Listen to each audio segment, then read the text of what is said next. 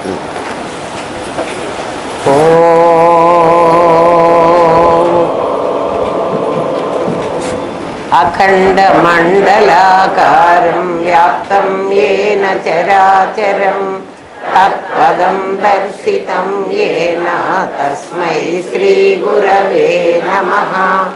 సదాశివసమారంభాం శంకరాచార్యమధ్యమాం అస్మదాచార్యపర్యంతాం వందే గురుపరంపరాం. గురుబ్రహ్మా గురుర్విష్ణు గురుదేవో మహేశ్వరః. గురు సాక్షాత్ పరబ్రహ్మ తస్మై శ్రీ గురవే నమః. నిత్యానందం పరమసుఖదం కేవలం జ్ఞానమూర్తిం విశ్వాతీతం గగన సదృశం తత్వమస్యాదిలక్ష్యం. ఏకం నిత్యం విమలమచలం సర్వధీ సాక్షిభూతం భావాతీతం త్రిగుణరహితం సద్గురుం తం నమామి. ఓం సహనా భవతు సహనౌ భునక్తు సహ వీర్యం కరవావహై తేజస్వినావధీతమస్తు మా విద్విషావహై.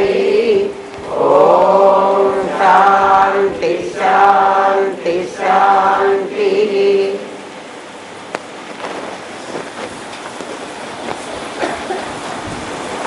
నిన్నటి వరకు ఆత్మని తెలుసుకోమని చెప్పాడు. తెలుసుకునే పద్ధతి కూడా చెప్పాడు. శ్రవణం, మననం, నిధిధ్యాస అనే మూడు రకాలైనటువంటి తరగతుల్లో నువ్వు ఆత్మను తెలుసుకోవాల్సి ఉంటుంది నాయన. ఆల్ ఆఫ్ ఏ సడన్ ఆత్మ తెలిసేది కాదు కదా.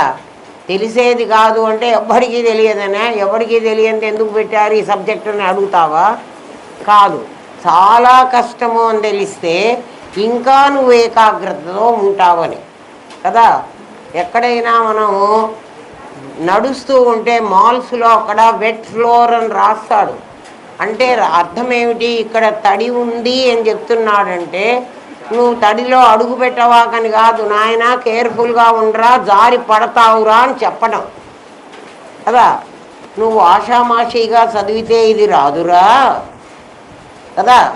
నువ్వు చాలా ఏకాగ్రతతో దీన్ని చదివితేనే ఇది వస్తుంది. అది నువ్వు చదివితే రాదురా. చచ్చినట్టు ఒక గురువు దగ్గరికి వెళ్ళు. తద్విద్ధి ప్రణిపాతేన పరిప్రశ్నేన సేవయ. పరిప్రశ్న కూడా ఊరూరికే చేస్తే వాడు చెప్పడు. వాడికి సేవ చేసి వాడిని మెప్పించు. వాడి లోపల ఉన్న మన దగ్గర నుంచి ఒక 100 రూపాయలు దానం తీసుకోవాలంటే వాడెవడో వచ్చి ఎన్నిసార్లు మన్ని పొగుడుతాడురా. నువ్వు ఇంద్రుడి, చంద్రుడి, కర్ణుడు నీ అంత వాడే అని అంటే కదా మనం పొంగిపోయి పోన్లే వాడికో 10 రూపాయలన్నా ఇస్తున్నాం. మరి వీడి దగ్గర ఉన్న బ్రహ్మ విద్యని ఊరూరికే నీ చేతిలో పెట్టి పంపిస్తాడా ఎవడైనా? పరిప్రశ్నేన సేవయ. సేవ చేసి అడుక్కోరా అన్నాడు. నువ్వు దేవుణ్ణి అడుక్కుంటున్నావే, నాకు పెళ్ళాన్ని ఇయ్యి, నాకు డబ్బులు ఇయ్యి, నాకు ఇవి ఇవ్వు, నాకు అవి ఇవ్వు అని. సిగ్గు లేదా అడుక్కోవడానికి? గురువుని అడుక్కోవడానికి నీకు సిగ్గుంటుందా? బాగా తిడుతున్నాడు. అడుక్కుంటే వాడు ఏం చేస్తాడు? ఉపదేశంతుతే జ్ఞానం. ఎవడి దగ్గరికి వెళ్ళి అడుక్కోమన్నాడు? జ్ఞానిన తత్వదర్శిన. తత్వదర్శికి వెళ్ళి అడుక్కో. అంటే తత్పదార్థత్వం పదార్థాలను దర్శించినవాడు. దర్శించినవాడు అంటే వాడు చూసినవాడు అని. చూడాలంటే ప్రత్యక్షం కాదు. అటువంటి వాడు ఎవడో దొరుకుతాడు ఒకడు, రామనాథం గారు లాంటి మహానుభావుడు. ఆయన దగ్గరికి వెళ్ళి అడుక్కోరా అన్నాడు. మనం అందరం కూడా అట్లా అడుక్కోవడానికే వచ్చాం. అడుక్కున్నప్పుడు ఆయన ఏం చెప్పారో చెప్పమంటారా? అడుక్కుండేవాడి చేతిలో ఒక బొచ్చ ఉంటుంది. ఆ బొచ్చ ఏమిటంటే మన పుర్రె. ఆ పుర్రె పెట్టుకొని అడుక్కోవడానికి పోతున్నాం మనం. ఆ పుర్రెలో ఏమేస్తాడు అంటే ఆయన తత్వదర్శి అయిన వాడు అందులో జ్ఞానాన్ని భిక్షగా పెడతాడు. నీ పుర్రెలో పెడతాడంటే నీ బుద్ధిలో పెడతాడురా. ఆయన పెట్టినప్పుడే ఆ బుద్ధికి అంతర్ముఖ సమారాధ్య అనే తెలివి వస్తుంది, లేకపోతే రాదు. నీ బుద్ధి నీ పుర్రె నిండా ఏముందంటే 3 ఉన్నాయి బాగా. ఒక బిచ్చగాడు మన ఇంటికి వచ్చినప్పుడు వాడి చేతిలో జోలె నిండా పప్పు, అన్నము, బిర్యానీ, ఇంకా చికెను, మటను, ఇంకా ఏమో అన్నీ ఉన్నాయనుకోండి. అయినా మన వాకిట్లోకి వచ్చి అడుక్కున్నాడు అనుకోండి, ఒకవేళ వాడికి ఆ ఇంటి ఇల్లాలు ఏం పెడుతుంది? ఎందుకంటే ఆల్రెడీ నిండిపోయింది వాడి, ఇంకా పెట్టాల్సిన పని లేదు. నాయనా పద, నీకు చాలా ఉందిలే, ఇంక అక్కర్లేదు, వెళ్ళిపోమని. తత్వదర్శి దగ్గరికి వెళ్ళి అడుక్కోమన్నాడు. అడుక్కుంటే ఆ పుర్రెలో ఏం పెడతాడు? ఖాళీ పుర్రెతో వెళ్ళు.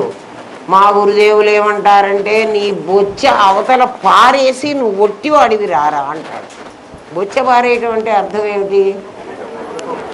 నీ తలకాయని పారే, నీ తలకాయని పారే అంటే ఏమిటి? నీ నాదిని నేనన్న భావాన్ని ముందు వదిలేస్తే నీ నేను నా నేను ఒకటేరా, అదేరా తత్వం అసి అనేటువంటి పదాలకు అర్థమని ఆయన అప్పుడు చెప్తాడు. నువ్వు పారేస్తేనే నీ బుర్రకే అర్థమవుతుంది, లేకపోతే ఎన్నెన్నా చదువు నీకు అర్థం కాదు. అది శాపం. అది పెద్దలు పెట్టిన, ఋషులు పెట్టిన శాపం. దానికి గీతాచార్యుడు క్లూ ఇచ్చాడు. ఏమని? తత్వదర్శి దగ్గరికి వెళ్ళి, జ్ఞానిన తత్వదర్శిన, వాడు జ్ఞానం కలిగి ఉండాలి. ఆ జ్ఞానం అంటే నేను ఆత్మని అన్న జ్ఞానం చాలదు వాడికి, నేను నాది అన్న జ్ఞానం చాలదు. నేను నాది అన్న జ్ఞానం మీ అందరికీ ఉంది. మీ అందరూ తత్వదర్శులు కాదు, అందుకని ఎవడన్నా మీ దగ్గరికి వచ్చి అడుక్కోవడానికి వీల్లేదు. అర్థమైందా? అడుక్కుంటే మీరేం పెట్టలేరు. అందుకని మీరు కూడా రామనాథం గారి దగ్గరికి పంపించండి వాళ్ళని. అట్లాంటి వాళ్ళని ఆయన దగ్గర వెళ్ళి అడుక్కోరా నాయన, ఇక్కడ లేడు, ఎక్కడో ఉన్నాడు, అక్కడికి వెళ్ళి అడుక్కో అని చెప్పండి. ఎక్కడుంటాడు? అంతలా ఉంటాడు. కాబట్టి నువ్వు ఎక్కడి నుంచన్నా అడుక్కోవచ్చు. వాడు అడుగుతున్నాడు, ఆత్మ తెలిస్తే జీవ జగత్తులు లేకుండా పోతాయ్యా. ఆత్మ తెలిస్తే, నాకు ఇంకా తెలియలేదనుకోండి, తెలిస్తే జీవుడు అనేవాడు, జగత్ అనేవాడు లేకుండా పోతాయ్యా. ఈ ప్రపంచమంతా శూన్యంగా నాకేమన్నా కనిపిస్తుందా? వీళ్ళందరూ అదేదో వాడు మాయమైపోతాడు కదా, ఇన్విజిబుల్గా అయిపోతారు కదా. ఆ టెక్నాలజీ ఇవాళ సినిమాలోనే ఉందని మీరు అనుకుంటున్నారు. అది మన పాతకాలంలో ఉండేది. ఎందుకంటే నలమహారాజుని పురాణాలన్నీ మీకు అవే చెబుతాయి. దాన్ని డీకోడ్ చేసుకోలేక మనం ఆ కథ మాత్రం విని నోరు మూసుకుంటున్నాం.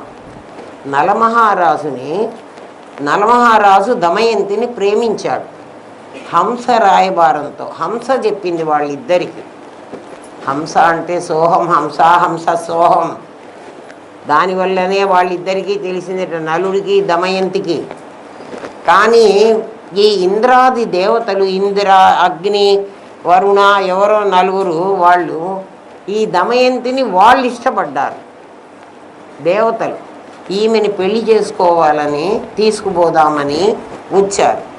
వాళ్ళకి అప్పటికే నలుడు దమయంతిని ప్రేమించి ఉన్నాడని తెలిసింది. సరిగ్గా నలమహారాజు దగ్గరికి వెళ్ళారు. వెళ్ళి, అయ్యా మేము దేవతలము, నిన్నొకటి యాచించి వచ్చాము, అడుగుతున్నాం నిన్ను. రాజు ఎవడైనా వచ్చి తన దగ్గరికి అడిగితే వాడు లేదనకూడదు, తప్పకుండా ఇస్తాను, మీరు ఏదైనా అడగండి అన్నాడు. మేము దమయంతిని ప్రేమించాము, నువ్వు వెళ్ళి దమయంతి దగ్గర ఈ ఇంద్రాది దేవతలు నలుగురిలో ఎవరినో ఒకళ్ళని వరించు అని నువ్వు చెప్పాలి. ఏమని చెప్పాడు? అది కరెక్టేనా? చెవిలి చెబుతాడా? కానీ నలుడు వెళ్ళాడు. నలుడు వెళ్ళి దమయంతి దగ్గరికి వెళ్ళి, ఈ ఇంద్రాది దేవతలు చాలా గొప్పవా. అప్పుడు నలుడు ఎటువంటి ఇన్విజిబుల్ వేషంలో వెళ్ళాట. అంటే ఇప్పుడు మనకు సినిమాల్లో చూపిస్తున్నారే, ఒక మనిషి కనపడడు, ఎక్కడికైనా వెళ్ళగలడు. టెక్నాలజీ ఇది. ఆ రోజుల్లో అది మంత్రంతో సాధించారు. మన ఋషులు ఎంత గొప్పవాళ్ళో నీ సైన్స్ ఈనాడు ఇది తెలుస్తోంది. వెళితే నలుడు వస్తున్నట్ట ఆ అంతఃపురంలోకి, దమయంతి అంతఃపురంలోకి. అంటే ఇంద్రాదులను ప్రేమించమ్మా, నువ్వు ఎవరో నలుడని ఇష్టపడ్డావేమో, వాడిని మర్చిపో, వాడు అక్కర్లేదు, దేవలోక వీడు రాజు, వాడు దేవతలు, ఇట్లాంటివి ఏవో చెప్దామని చెప్పాడు. వెళ్ళాడు. వెళితేట ఆయన వేసుకున్న నగలు మాత్రం నడిచొస్తున్నట్టు కనపడుతోందిట, మనిషి లేడు. నలమహారాజు కదా, ఆయన వేసుకున్న నగలు మాత్రం కనపడుతున్నాయిట, ఆయన మాత్రం కనపడలేదుట. వెళ్ళి చెప్పొచ్చాడు. చెప్తే మరి ఎవరో రాయబారి వచ్చి చెబుతున్నాడు కదా, ఆమెను ఎట్లయినా సరే నువ్వు నలుడిని మర్చిపో, ఆ నలుగురిలో ఏ ఒకళ్ళనైనా నువ్వు వరించి పెళ్లి చేసి, స్వయంవరం కదా, ఈమె మాల వేయాలి. చాలా చెప్పి ఆమెను ఒప్పించాడు. సరే నువ్వు వెళ్ళు, నేను చూసుకుంటాలే అని చెప్పింది. నువ్వు చెప్పినట్టుగా నేను చేస్తాలే అని కూడా చెప్పింది. చివరికి వెళ్ళారు. సభలో ఆమె దండ పట్టుకొని నుంచుంది. అందరినీ ఒక్కొక్కళ్ళని చూపిస్తారు. వీళ్ళొకళ్ళు ఈ దేశం రాజు, ఈ దేశం రాజు, స్వయంవరం మీకు కూడా తెలుసు, చూపెడుతున్నారు. ఆమె ఈ నలుగురిని చూసింది. ఈ నలుగురు ఎలా వెళ్ళారంటే దేవతలుగా వెళ్ళలే, నలుడిలాగా వెళ్ళారు. ఎవరిని చూసినా నలుడు, ఐదో నలుడు నలుగురిలో అక్కడ కూర్చున్నాడు. ఇంకా వాడు ఇక్కడ కూర్చోడు కదా.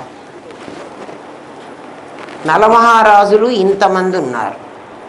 ఆమె చూసింది, అరే నేను స్వయంవరం అంటే ఆమె ఇష్టం కదా, ఎవరికైనా నేనే మాల వేయచ్చు కదా అని అనుకుంది.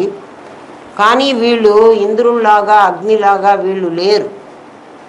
వీళ్ళని చూసింది. చూసి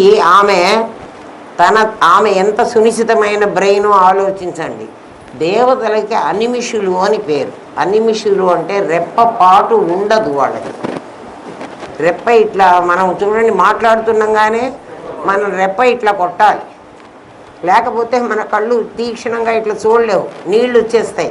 ఎవరు నాకు చూసి ట్రై చేయండి కావాలంటే, కళ్ళకి నీళ్ళు వస్తాయి.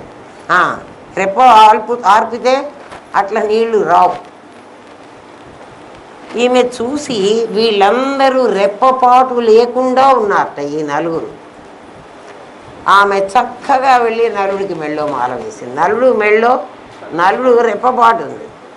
నలుగురు వచ్చి కూర్చున్న బుద్ధి కుశలతతో ఆమె అట్లయి. నలుడు దమయంతి అంతఃపురంలోకి వెళ్ళినప్పుడు ఎట్లా ఇన్విజిబుల్గా అయిపోయినాడో, అట్లా నాకు ఆత్మ తెలిస్తే జీవుడు జగత్తు లేకుండా పోతారా? అది వాడి ప్రశ్న. అర్థమైందా ఏమ్మా? ఈ కనిపించేవి ఎలా మాయమవుతాయి? ఇప్పుడు నాకు కనిపిస్తున్నవన్నీ మాయం ఎట్లా అవుతాయి? అది ప్రశ్న. అర్థమవుతోందా? ఆత్మ తెలిస్తే ఎట్లా ఉంటాడు? వాడి కోపం రాకుండా ఉంటుందా? మీరు విన్నారు కదా పాపం, అది జీవుడికి వచ్చేటువంటి ప్రశ్నలు. వాడు ఎట్లా బిహేవ్ చేస్తాడు అంటే, వాడికి ప్రపంచమే కనపడకపోతే ఇంకా వాడికి బిహేవియర్ ఎందుకు? అవసరమే లేదు. సమాధానం చెప్తున్నా. ప్రశ్న అర్థమైందా? అంటే ఆత్మ తెలిసిన వాడికి ప్రపంచం కనిపించకూడదు. నాకు ఆత్మ తెలుసు అని నేను అంటున్నాను కాబట్టి మీ అందరినీ తొక్కుకుంటూ వెళ్ళిపోవాలి నేను, లేకపోతే నేను వస్తుంటే మీరే తప్పుకుపోవాలి. మరి కనపడలేదు కదురా. ఆ మాట కాదురా పిచ్చివాడా. ఆత్మ తెలిసిన వాడు ఎలా? అందుకే స్థితప్రజ్ఞస్య కా భాష అని అడిగాడు భగవద్గీతలో. స్థితప్రజ్ఞుడు ఎలా ఉంటాడు, వాడు ఎలా మాట్లాడతాడు, వాడు ప్రపంచంతో ఎలా వ్యవహరిస్తాడు, ఇది అడిగాడు భగవద్గీతలో అర్జునుడు కూడా. ఏమ్మా, ఎలా వ్యవహరిస్తాడు అని అడిగాడు. కానీ మీరెలా వ్యవహరించారో అది నాకు చెప్తే నేను అట్లా వ్యవహరించానని నేను రాసేసుకుంటాను అని చెప్పలే. మీ అనుభవం ఏది ఉందో అది నాకు చెప్పండి, అది నా అనుభవంగా నేను రాసేసుకుంటాను. అది చాలా గ్రేట్ కదా. మరి మీరా మనుషులు. అబద్ధం నిజమనిపించినంత కాలం రాజ్యం చేస్తుంది. నిజం అనిపించనంత కాలం, అనిపించినంత కాదు కదా. నిజం ఎప్పుడైతే అనిపిస్తుందో అప్పటి వరకు అబద్ధం రాజ్యం చేస్తుంది. సత్యం బయటపడగానే అది మాయం కాదు. చూడండి, అబద్ధాన్ని మనం చాలా తొందరగా ప్రచారం చేస్తాం. ఆ ఊళ్ళోట వాళ్ళ అమ్మాయిట ఎవరినో తీసుకొని లేచిపోయిందిట. ఈ మాట నీకు అవసరమే లేదు, కానీ ఇంటింటికి పోయి నీకు కనిపించిన వాళ్ళందరితో నీకు తెలుసా ఈ సంగతి? ఏం సంగతి అమ్మా? వాళ్ళ అమ్మాయి ఉందే, ఫలానా వాళ్ళ అమ్మాయి ఎవరినో తీసుకుని ఎక్కడికో లేచిపోయింది. నీకెందుకే? అది ఎంత ప్రచారం అయింది. ఊళ్ళో అందరూ కూడా వాళ్ళ అమ్మాయి లేచిపోయింది అని ప్రచారం చేసుకున్నారు. తర్వాత ఆ చివరికి ఆ ఇంటి వాళ్ళకు కూడా తెలుస్తుంది కదా, అమ్మ మా అమ్మాయి లేచిపోలేదు, కాలేజీలోనే ఎవరినో ఇష్టపడింది, వాడినే మేము పెళ్లి చేసి ఇచ్చి పంపించాం, అదిగో మా అమ్మాయి పెళ్లి చేసుకుంది, ఇదిగో పెళ్లి ఫోటో చూడండి అని పెట్టారనుకో, ఇప్పుడు ఏమవుతుంది? ఇప్పటి వరకు అబద్ధం అన్నది ప్రచారం చేసింది, అదంతా పోతుంది ఒక్క ఫోటోతో కదా. లోకంలో అదే జరుగుతుంది. ఏదైనా మనకు ఆ సంబంధం కాని విషయం కూడా ఎక్కడో ఏదో జరిగితే ఇంట్లో వాళ్ళని కూడా పిలుచుకొచ్చి మీరు ఎందుకు నోరు మూసి కూర్చున్నారు, మీరు చెయ్యండి అనేది మీకు అందరికీ తెలుసు కదా. అబద్ధం చాలా చక్కగా రకరకాల సొమ్ములు వేసుకుని అందరిలో తిరుగుతుంటుంది. నిజం పాపం ఎక్కడో ఒక మూల దాక్కుని ఉంటుంది. ఎందుకంటే ఈ అబద్ధం ఎంత ప్రచారం అయినా ఏ రోజో దీన్నంతా నేను కొట్టగలను అని నిజానికి తెలుసు కదా. అందుకని ఏమ్మా, సత్యం బయటపడగానే, సత్యం అంటే సత్యం మనం సత్యం అని పిలుస్తాను, ఆ సత్యం కాదు, ఇయం సత్. ఇయం సత్ అంటే ఇది సత్యం, ఇది నిజం. ఇయం అంటే అయం ఆత్మ బ్రహ్మలాగా ఇయం సత్, ఇది సత్, ఇది సత్, ఇది సత్, ఇది సత్. అప్పుడు దీన్ని ఏమనాలి? ఇది సత్ అన్నదాన్ని సంస్కృతంలో ఇయం సత్ అంటారు, సత్యం అంటారు. సత్ ఇయం, దానికి విలువ ఉండదు. ఏమ్మా, గౌణాత్మ మిథ్యాత్మనో ఎవర్రా ఈ అసత్యమైన వాళ్ళు అంటే, ఒకటి గౌణాత్మ, ఒకటి మిథ్యాత్మ. మిథ్యాత్మ జీవుడు, గౌణాత్మ జగత్తు. నువ్వు జీవ జగత్తులు ఉంటాయా అని కదా అడిగావు. జీవుడంటే ఎవరు? నాది నేననుకున్నవాడు జీవుడు, నాదిని నేననుకున్నవాడు జీవుడు, నేననుకున్నవాడు దేవుడు. బాగా గుర్తుపెట్టుకోండి. నకిలీ నేనుని జీవుడని, ఒరిజినల్ నేనుని దేవుడని అంటారు. దేవుడు అని ఎందుకన్నారండి? వాడికి శంఖచక్రాలు లేవు కదా అంటే, దివ్యతి ఇతి దేవ, ప్రకాశమానమైన వాడెవడు ఉంటాడో, ప్రకాశం అంటే అర్థం ఏమిటి? న తద్భాసయతే సూర్యో న శశాంకో న పావకః. అక్కడ సూర్యప్రకాశం కానీ, చంద్రప్రకాశం కానీ, అగ్ని కానీ ప్రకాశించదు. ఎక్కడ నేనున్నాను అని నువ్వు మాట్లాడే చోట ఏ వెలుగులో ఆ మాట మాట్లాడుతున్నావు. ఎవడికి వాడికి ఏం రా, నువ్వు ఉన్నావా? నేనున్నాను అని చెప్తున్నావు. ఏ దీపం పెట్టుకు చూసి చెప్తున్నావు? సూర్యకాంతే, అగ్నియా కదా, చంద్రకాంతే కాదు, అది నీ కాంతి. దాన్ని ప్రకాశము అంటారు. ఏమ్మా, అసత్వే పుత్రదేహాది భావనాత్ సద్బ్రహ్మాత్మ అహమిత్యేహం బోధే కార్యం కథం భవేత్ అడుగుతున్నాడు. అసత్వమైనది పుత్ర దేహాది భావన కలిగింది సద్బ్రహ్మాత్మ ఏమా అహమిత్వేహం బోధే అది తెలిసితే కార్యం కథం భవేత్ ఇంకా కార్యం ఎక్కడ ఉంటుంది? నువ్వు పుత్రుడని, నువ్వు ధనమని, నువ్వు ఇంకా మాట్లాడుతున్నావే ఏమిటి ఈషణత్రయాలు 3 మాట్లాడుతున్నావు నువ్వు. ఈ 3 నీవు నిజంగా ఉన్నవి కావు, అవి అసత్తులు. ఎందుకని? ధనం అనేది సత్ అంటే శాశ్వతమైందిరా, అసత్ అంటే అశాశ్వతమైందిరా. డబ్బు చాలా అశాశ్వతమైందిరా. ఎందుకని? అది ఇవాళ నా చేతిలో ఉంటుంది, రేపు నీ చేతికి వెళ్తుంది. ఒక్క బ్రెడ్ కొనుక్కోకముందు నా పర్సులో 100 రూపాయలు ఉన్నాయి. నేను బ్రెడ్ కొనుక్కోగానే 100 అవతల వాడి షాపు వాడి పర్సులోకి వెళ్ళిపోయి వాడి ఖజానాలోకి వెళ్ళిపోయాయి కదా. అందుకనే అది శాశ్వతమైంది కాదు. నా కొడుకు పుట్టక ముందు నాకు లేడు, మరణిస్తే నాకు ఉండడు, ఇప్పుడు మాత్రమే ఉన్నాడు, అందుకని వీడు అసత్తే.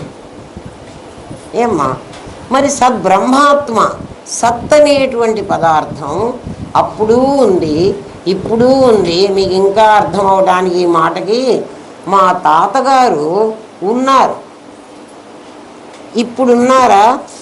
లేరు. మరి మా తాతగారు ఉన్నారు అని చెప్తున్నావే, మా తాతగారిలో నేను ఇప్పటికీ ఉన్నాడు. మా తాత ఉన్నాడు కదా, మా తాత ఉండకపోతే మా నాన్న ఉండడు, మా నాన్న ఉండకపోతే నేను ఉండను. మరి మా తాత పోయాడు అన్నావు, మీ తాత ఉన్నాడా పోయాడా?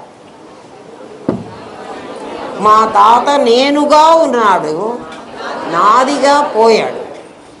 ఎందుకని పోయాడురా నాయన అంటే నాది శాశ్వతత్వం లేదు. మరి ఎవడ్రా ఉన్నవాడంటే సత్ అనేటువంటి వాడు ఉన్నాడు కదా. కాబట్టి సద్బ్రహ్మాత్మ, ఆ సత్తు ఆత్మే. అంటే మా తాత ఆత్మే, ఆయనకి తెలియకపోవచ్చు కదా, మీకందరికీ తెలియకపోవచ్చు.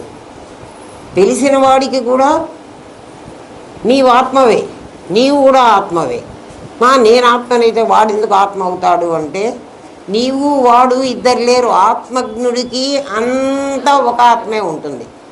నిన్న ఆ కుండని మనం తీసేస్తే కుండలో ఆకాశం, బయటి ఆకాశం ఒక ఆకాశమే అవుతుంది. కుండలో ఉన్నప్పుడు మాత్రమే దానికి ఒక ఆకారం ఉంది, కుండ పగలగొడితే ఆకారం లేదు. అందుకే మనం చచ్చిపోయినప్పుడు నా కొడుకు నా శవం చుట్టూ తిరిగి ఆ కుండ కాస్త 3 సార్లు కన్నం పెట్టి దాని నీళ్ళన్నీ పారబోసి, దాని నీళ్లు కర్మ, ఒక కన్నం పెట్టి కొన్ని నీళ్లు పారబోస్తాడు. అంటే స్థూల కర్మ అయిపోయింది. మళ్ళీ తిరిగి వస్తాడు, సూక్ష్మకర్మ కూడా అయిపోయింది. ఎవడికి? మా నాన్నకి. ఇంకోసారి తిరిగి కారణకర్మ కూడా అయిపోయింది. 3 కొట్టిన తర్వాత ఆ కుండని వెనక్కి పడేయమంటాడు. వెనక్కి ఏమిటంటే భూతంలోకి పడేస్తున్నాడు. భవిష్యత్తులో ఇంక వీడు లేడు. కుండ ఎప్పుడు పగిలిపోయిందో కుండలో ఆకారం కూడా పోయింది. అది పోయేదే కాబట్టి నాది పోయేదే, ఉండేది కాదు. కానీ ఈ పని మనం అందరం చేస్తున్నాం, కానీ ఎందుకు చేస్తున్నామో ఇక్కడ తెలియదు. ఏమో ఆ బాపనయ్య చెప్పాడు, నేను చేసి పారేసి.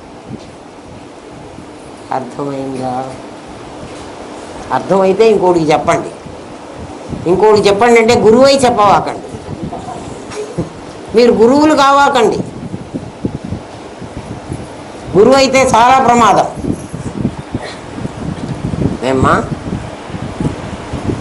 అహమిత్వేహం బోధే, నేను అనేది నీకు తెలిస్తే, బోధే నీకు బోధపడితే కార్యం కథం భవేత్, కార్యం ఎక్కడ ఉంటుంది? ఇది కార్యం, దీనికి కారణం పరమాత్మ. అంతే కదురా. బబుల్ ర్యాప్కి పైన ర్యాప్ అయినటువంటి ఆ పాప్ అయినవన్నీ వచ్చినాయి. అవన్నీ కూడా కార్యాలు. దానికి కారణం అడుగున ఉన్న పేపర్. నీకు ఇది అర్థమైతే ఇవి వేరే లేవు అని తెలుస్తుందా, లేక ఇవి కూడా ఉన్నాయి అది కూడా ఉంది రెండు ఉన్నాయి లేవు? అర్థమైందా? కార్యం కథం భవేత్, కార్యం ఎక్కడ ఉంటుందిరా నాయన అన్నాడు. ఆత్మ మూడు విధాలు: మిథ్యాత్మ, గౌణాత్మ, ముఖ్యాత్మ. ఒకటి మిథ్యాత్మ. మిథ్యాత్మ అంటే ఎప్పుడూ జీవుడమ్మ. ఎందుకని వాడిని మిథ్య అన్నారు?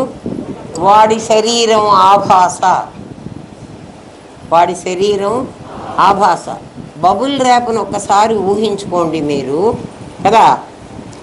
ఆ కింద ఉన్నది పేపర్ అట్లే ఉంటుంది, పై లేయర్ ఉన్న పేపర్ మాత్రమే పొంగుతుంది, రెండు పొంగవు. ఆ పై లేయర్కి పొంగింది కదా, ఇది పై లేయర్. దీని అడుగున ఉన్నది కాళ్ళు. మన కాళ్ళు పరమాత్మతో టచ్ అయ్యి ఉండాలి కదా, లేకపోతే మనం తలకిందులుగా నుంచోవాలి, తలని టచ్ చెయ్యాలంటే. అందుకే ఊర్ధ్వమూలం అధశాఖం అశ్వత్థం ప్రాహురవ్యయం ఛందాంసి యస్య పర్ణాని. ఈ ఆకులను చూస్తే, ఇది వెంటనే ఆకు చూస్తే ఏం పట్టించిందంటే తులసిని పట్టించింది. ఈ ఆకు ఎవరు అంటే తులసి చెట్టు ఆకు. ఈ మాట ఎక్కడ తెలిసింది నీకు? నీ లోపల తెలిసింది, అక్కడెక్కడో తెలియదు. ఈ ఆకు చూపించగానే, ఆకు చూపించక్కర్లే, స్మెల్ చెయ్యగానే నీకు తులసి ఆకని తెలుస్తోంది కదా. అదే కాకరాకు తెచ్చి నీకు ఇచ్చామనుకో, అది కూడా స్మెల్ చేయగానే ఇది కాకర, కాకర చెట్టు దగ్గర కూడా నువ్వు పోక్కర్లే. ఛందాంసి యస్య పర్ణాని, యస్య పర్ణాని, దేని ఆకులు చూస్తే నీకు ఛందస్సు తెలుస్తుందో. ఛందస్సు అంటే ఏమిటండి? ఛందస్సు అంటే వేదం. వేదం ఏం చెప్పింది?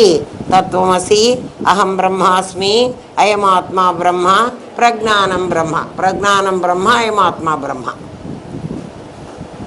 ఏన్ని చూస్తే నీకు అది గుర్తొస్తోందో, దీన్ని చూస్తే మీకు అది గుర్తు రాలేదు కదా. అందులో ఏమేమి ఉన్నాయి? అహం బ్రహ్మాస్మి ఉంది. ఈ శరీరాన్ని చూడగానే, చూడండి జాగ్రత్తగా వినండి, శరీరం ఏమిటి? ఛందస్సు, ఆకులు, యస్య పర్ణాని. ఈ పర్ణం చూడగానే నీకు ఈ ఆకులు ఎర్నాని యస్థం వేద స వేదవిత్. ఎవడైతే ఆ ఆకులను చూసి ఛందస్సును కనుక్కోగలడో వాడు వేదవిధుడు. భగవద్గీత ఈ శ్లోకం ఎంతమందికి అర్థమైంది? ఇంతమందిలో భగవద్గీత చదివి ఉంటారు కదా నాయన, అర్థమైందా? అర్థం కాలే కదా. చూడగానే శరీరాలు కనపడతాయి, యస్య పర్ణాని, అవే కనపడతాయి. అది ఎట్లా ఉంది అంటే ఊర్ధ్వమూలం అధశాఖం. న్యాయంగా అయితే మనం ఎక్కడి నుంచి వచ్చాం? పాదాల దగ్గర నుంచి. పరమాత్మ ఇక్కడ భూమిని టచ్ అవుతున్నది. అది టచ్ అవ్వకపోతే మనం బతకలేం. పాదాలు. కానీ మన ఆలోచనలు ఎక్కడ పుడుతున్నాయి? తలకాయలో పుడుతున్నాయి కదా. అందుకని మూలం ఇక్కడుంది అన్నాడు. మూలం నిజంగా పాదాల దగ్గర ఉంది. భగవంతుణ్ణి ఎప్పుడైనా మనం గుళ్ళో విగ్రహాన్ని చూసేటప్పుడు మనం అందరం ఏం చూస్తామంటే మొహం చూస్తాం, దేవుడి మొహం చూస్తాం కాదు. దేవుణ్ణి చూడాల్సింది పాదాల దగ్గర నుంచి పైకి చూడాలి. మనం పైనుంచి కిందికి చూస్తున్నాం. ఎందుకంటే జీవుళ్ళుగా మనం ఇక్కడి నుంచి ప్రారంభమై మిగిలినది వచ్చాం. కానీ నిజంగా మనం ప్రారంభమైంది ఇక్కడి నుంచి. ఆధారం లేకుండా ఏది ఆధేయం ఉండలేదు. ఇది ఆధేయం. దీని ఆధారం ఎక్కడుంది? నేల మీద ఉంది అని మీరు అంటున్నారు. నేల మీద లేదు, పరమాత్మలో ఉందని నేను అంటున్నా. పరమాత్మలో ఎట్లా ఉంటుందండి అంటే, మనం కిందటి పాఠంలోనే ఏం చెప్పుకున్నామంటే పరమాత్మ లక్షణాలు శాశ్వతత్వం. శాశ్వతత్వం అంటే మీ తాత, మీ ముత్తాత, మీ నాన్న, నువ్వు, నీ మనవడు అందరు ఇక్కడ ఉండాలి. ఆ శాశ్వతమైంది ఏమిటి అంటే తస్మాత్మన ఆకాశ సంభూత. ఆకాశం శాశ్వతమైంది. శాశ్వతమైందా కాదా? 2000 సంవత్సరాల కిందట మా పూర్వీకులు ఎవడైనా ఉండి ఉంటే కాదు, వాడు ఉంటేనే నేను ఇక్కడున్నా కదా. వాడెవడో ఉన్నప్పుడు కూడా ఈ ఆకాశమే ఉంది, ఇంకో ఆకాశం రాలే. చాలా ప్రళయాలు కూడా వచ్చి ఉంటాయి కదండి, ఎంతమందో మునిగిపోయి ఉంటారు కదా, వాళ్ళు ఎవ్వరు లేరు కదా ఇప్పుడు. వాళ్ళు మునిగిపోయినా, తుఫాన్ వచ్చినా, సునామీ వచ్చినా ఆకాశం అట్లాగే ఉంటుంది. మరి ఏం పోతున్నాయిరా? కట్టబడినటువంటి ఇళ్ళు, వాకిళ్ళు, చెట్లు అవన్నీ కూలిపోతుంది, అంటే పడిపోతున్నాయి. కానీ ఆకాశం మాత్రం అట్లాగే. మరి ఆకాశం ఉంటే ఆకాశాద్వాయు, గాలి కూడా ఉంటుంది, నిప్పు కూడా ఉంటుంది. ఈ నిప్పుతోనే మా తాత వంట చేసుకున్నాడు, నేను కూడా చేసుకుంటున్నా, నా మనవడు కూడా చేసుకుంటాడు కదా. ఇవి శాశ్వతమైనవి. అట్లా భూమి కూడా శాశ్వతమైంది కదా. భూమి పోదు అంటే ఎప్పుడు పోతుందండి? ప్రళయంలో పోతుంది కదా. అప్పుడు చివరికి ఆకాశం మిగులుతుంది. అందుకని ఈ ఏదైతే శాశ్వతత్వమైందో అది పరమాత్మ.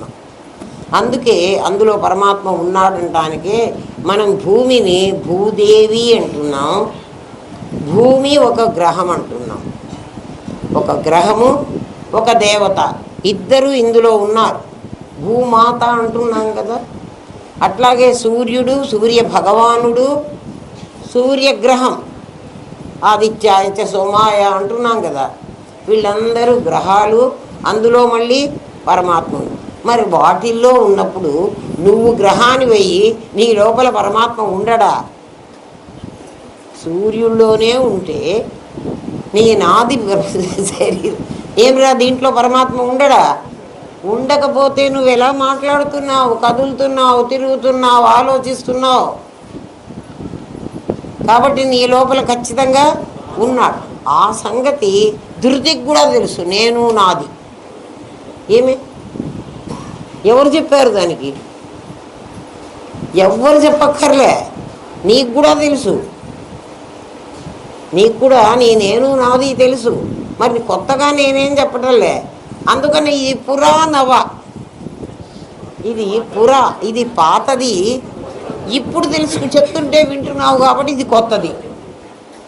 పురాణం అంటే అదిరా అర్థము. ఇది ఇది చాలా పాతది. నవ కొత్తది. ఎందుకు కొత్తదైంది? ఇప్పుడు నాకు తెలిసింది, నాకు ఇప్పుడు తెలిసింది కాబట్టి కొత్తది, లేకపోతే పాతదే.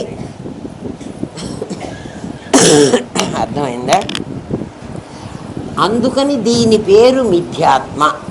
ఇది ఆత్మగా చలామణి అవుతోంది. ఇది మిథ్య. ఇది మిథ్య అంటే ఉన్నట్టుగా కనిపిస్తుంది, నిజంగా లేదు. లేదు అంటే లేదు కాదు, శాశ్వతత్వం లేదు. అర్థమైందా?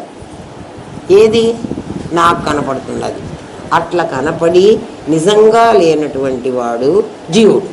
అందుకని మిథ్యాత్మ అన్న పదం వాడారంటే వెంటనే మిథ్యాత్మ. మిథ్యాత్మ అంటే జీవుడు ఒకటే గుర్తుపెట్టుకోండి. ఇంకో కనపడేది వాడు ఏమన్నాడు? జీవ జగత్తులు లేకుండా పోతాయి అన్నాడు. గౌణాత్మ అంటున్నాడు. గౌణాత్మ అంటే ఏ వ్యక్తినైనా చూడగానే చూస్తే వాడు మిథ్యాత్మ.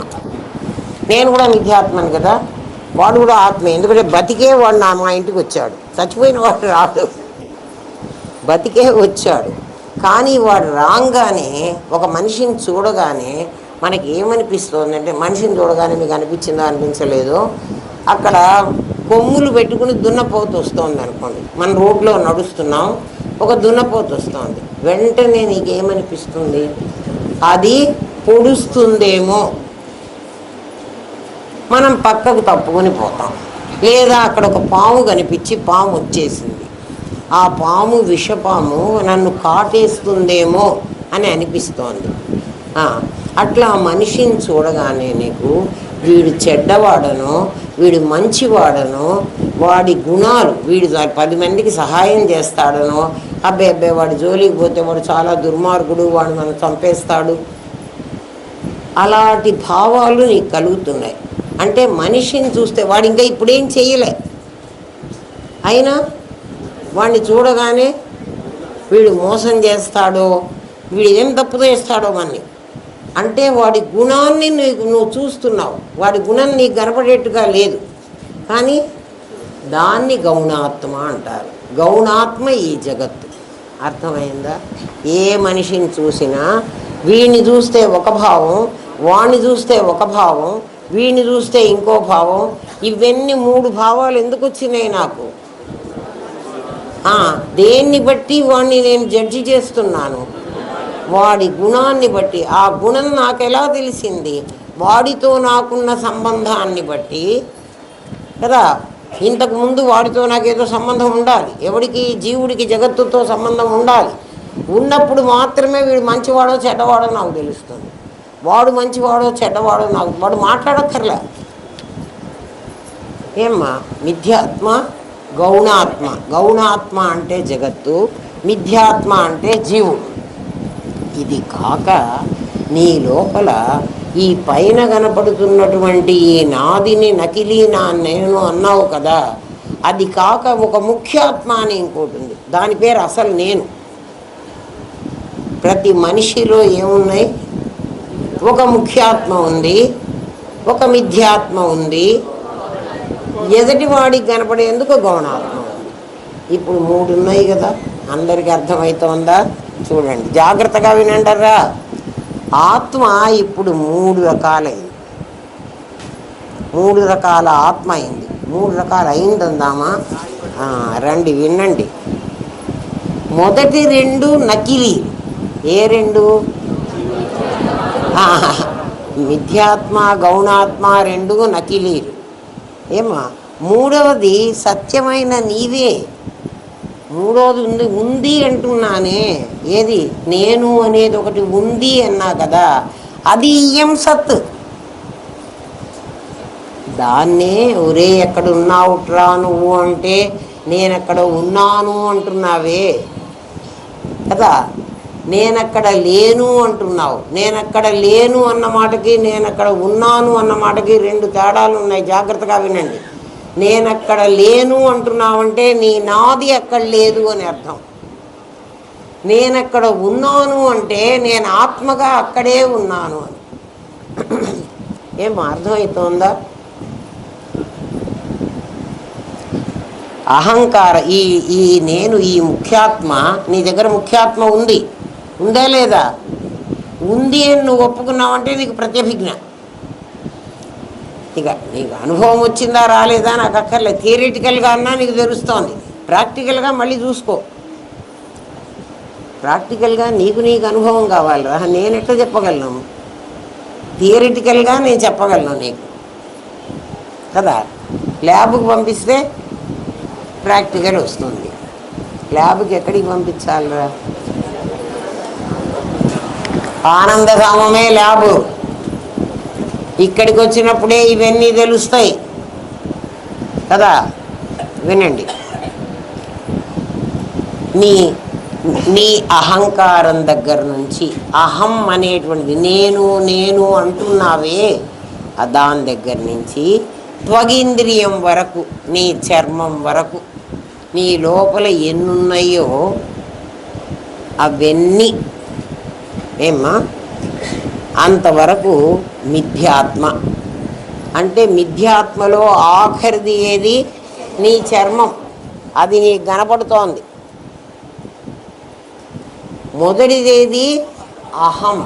అహం అంటే నేను అని, ఈ నాదిని నేనని భావించేటువంటి అహం, దాన్ని ఈగో అంటారు. ఆ ఈగో నీ దగ్గర ఉంది. అది ఎక్కడుందో చూపించమంటారా? ఏమిరా నన్ను అంటావు? అంటావే, నన్ను అంటావు అని. నిజంగా నేనైతే, నేను ఆత్మనైతే వాడు కూడా ఆత్మే కదా. నీవు నేను ఉండవు దాంట్లో. కానీ వీడు నన్ను అంటావు అంటున్నాడంటే నాదిని నేనని అభిమానించేటువంటి అహం. నిజంగా నేను అన్న అహం అయితే అహం బ్రహ్మాస్మి. ఈ అహం బ్రహ్మాస్మి కాదు. ఈ అహం నకిలీ అహం. ఆ అహం నిజమైన అహం. ఆ అహం మాట్లాడదు. ఏమో ఆ అహంకే హంస అని పేరు. సహాహం తత్వమసి, అదే సహా అహం. సహా అహమే సోహం అవుతుంది. సోహం హంస సోహం, అది మంత్రం. మంత్రాలు ఏమొస్తాయి మనకి కదా. విను.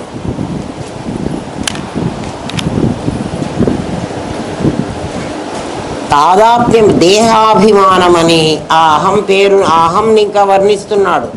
దేహ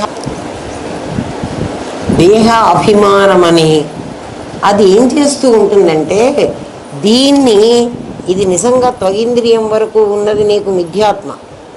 దీనికి స్వతహా స్వయం సత్తా లేదు. లోపల ఉన్న నేను అనేవాడు శక్తిని ఇస్తుంటేనే వీడు అన్నీ పనిచేస్తాడు.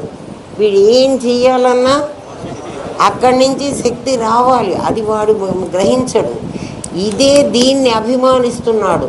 దీన్ని అభిమానిస్తున్నాడని మీరు చెప్తున్నారు, కానీ మేమేం అభిమానించడం లేదండి అని మీరు అంటారు.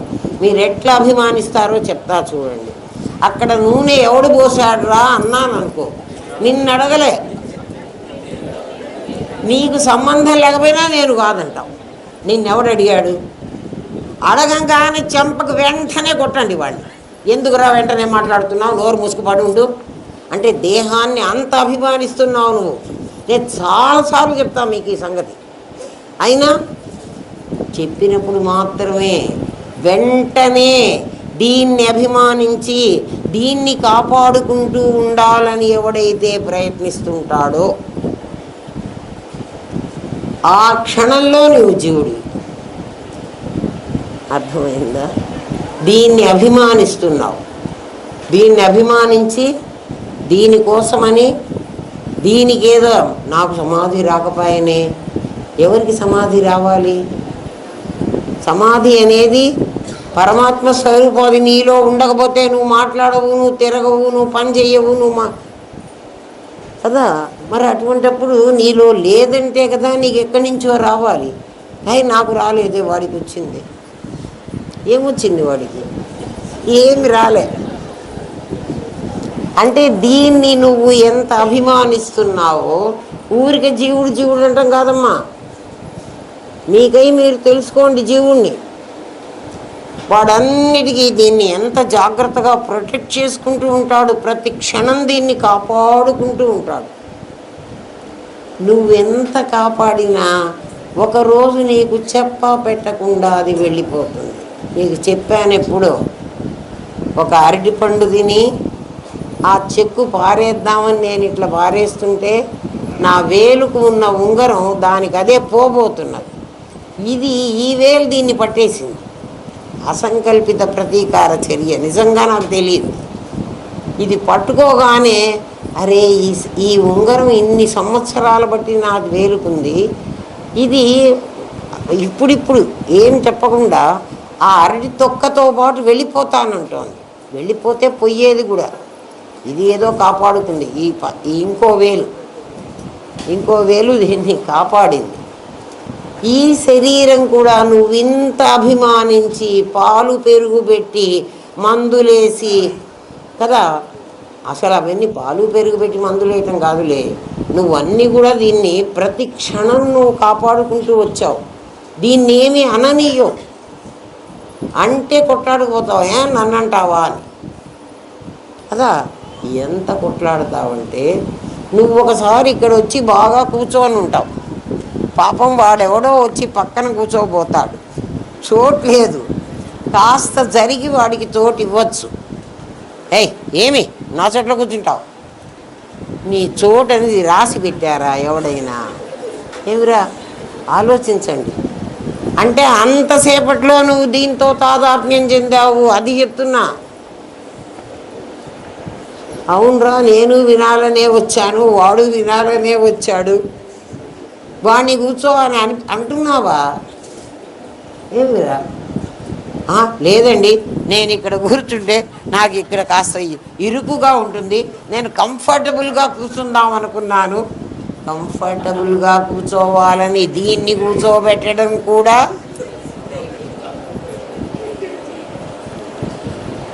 ఏమిరా? ఇప్పుడు జీవుడు అర్థమైనాడా? దాన్ని దేహాభిమానం అంటారు. దేహాభిమానే గళితే అంటే అర్థం ఏమిటి? ఈ అభిమానం, ఇది నేను అన్న అభిమానం నీకు పోతే నేను ఎట్లా బతుకుతాను? నేను బతుకుతూనే ఉంటుంది.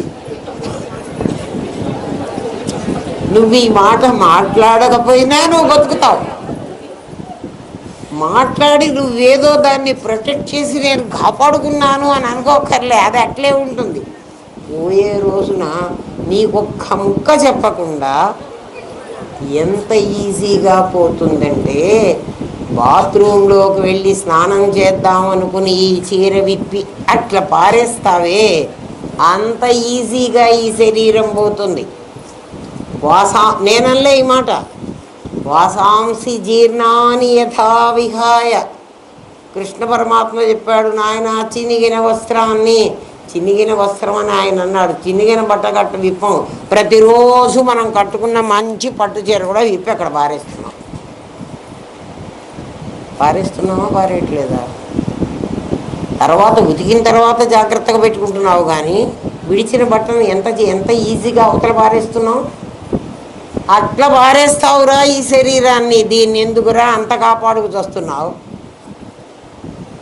ఆలోచన చెయ్యి. అర్థమవుతున్నదా? ఏమోనండి, మీరేమో ఇంత చెప్తారు కానీ మాకైతే అర్థం కాదండి. ఎందుకు కాదండి? దీన్ని మేము అభిమానిస్తున్నామండి కదా. మీ బిడ్డలను ఎవరైనా జనకంగా వాదుకుంబోదురే అంటాడు. మీ పిల్లల్ని ఎవడైనా కోప్పడ్డాడు అనుకో, మీరు కోప్పడచ్చు. ఎవడైనా ఒకడు ఏమిరా అట్లా చేసావు తప్పు కదా అని కోప్పడ్డాడు అనుకో, ఊరుకుంటామా మనం? ఈ శరీరాన్ని అభిమానించడమే కాదు, మా అబ్బాయిని ఎందుకన్నావు? అరే వాడు తప్పు చేశాడు, ఆ తప్పుని ఆ తల్లి కూడా తన పిల్లల్ని పెంచింది కదా, ఆ తప్పుని చెప్తోంది. వాడు నీ అబ్బాయి అయితే నా అబ్బాయి అయితే తప్పు చేశాడు కదా. అందరూ గనక అట్లా శిక్షించినట్లయితే ఈ ప్రపంచంలో అందరూ బాగుపడేవాళ్ళు. ఇప్పుడు మా అబ్బాయికి నేనే చెప్పుకోవాలి, మీరు చెప్పకూడదు అని ఏ సిద్ధాంతం అయితే ఉందో ఆ సిద్ధాంతం ఎందుకుంది? దేహాభిమానం. నేనే నా శరీరమే అబద్ధం అంటుంటే అది ఇంకా కాస్త ఎక్స్టెండెడ్ ఫ్యామిలీ. విను, దాని పేరు దేహ అభిమానమని, తాదాత్మ్యమని. ఎందుకు ఇటువంటి నాకు భావం కలుగుతోంది? నా నేను దీనితో కలిసిపోయింది. మా అబ్బాయి నాకంటే వేరైనాడు, కానీ ఈ శరీరం మాత్రం నా నేనుతో కలిసిపోయింది. ఎక్కడ కలిసిపోయిందండి? ఇక్కడెక్కడో పురుగు కుడితే ఏ జ్ఞానం అయితే నాకు ఇక్కడ నీకు ఈ చర్మానికి దురద ఉంది అని చెప్పిందో ఆ జ్ఞానం నేను. అది ఎక్కడుంది? నాది అంత నఖశిఖ పర్యంతం ఉంది. అంటే అది చర్మంతో ఎంత కలిసింది? ఒక చర్మంతోనేనా కలిసిపోయింది? ఏమ్మా, దాని పేరు తాదాత్మ్యము. తాకు మావత్తు యావత్తు. తా బలకకుండా ఉండవాకండి. మొదటి తా బలకండి, రెండో తా కూడా బలకండి. తాదాత్మ్యము కాదు, తాదాత్మ్యము. అదే నీ స్వరూపమని, దాన్నే నేను అని వ్యవహరిస్తున్నావు నువ్వు. ఆ నేను నకిలీ, దానికే జీవుడు అని పేరు. ముఖ్యాత్మతో అన్సపరబుల్ కాంటాక్ట్. దానికి సపరేట్ చేయటానికి వీల్లేనటువంటి కాంటాక్ట్, సంబంధం అట్లా ఉంది దానికి. జ్ఞానాన్ని దేహాన్ని వేరు చేయండి, వేరు చేసి చూపించనా? మరణం. శవానికి ఎందుకురా మనం ఏడుస్తుంటే కూడా అది పలకదు, శవం ఎందుకురా చెయ్యి ఎత్తి పెడితే మళ్ళీ ఇట్లా పడేసుకుంటుంది. ఎందుకు పడేస్తుందో తెలుసునా? కిందనే ఎందుకు పడేస్తోందంటే భూమి ఆకర్షణ శక్తికి అది పడిపోతుంది. ఇప్పుడు మన చెయ్యి ఇట్లా ఎట్లా నిలబడుతోంది? నా లోపల జ్ఞానం ఉంది, అది నిలబెడుతోంది. అది లేకపోతే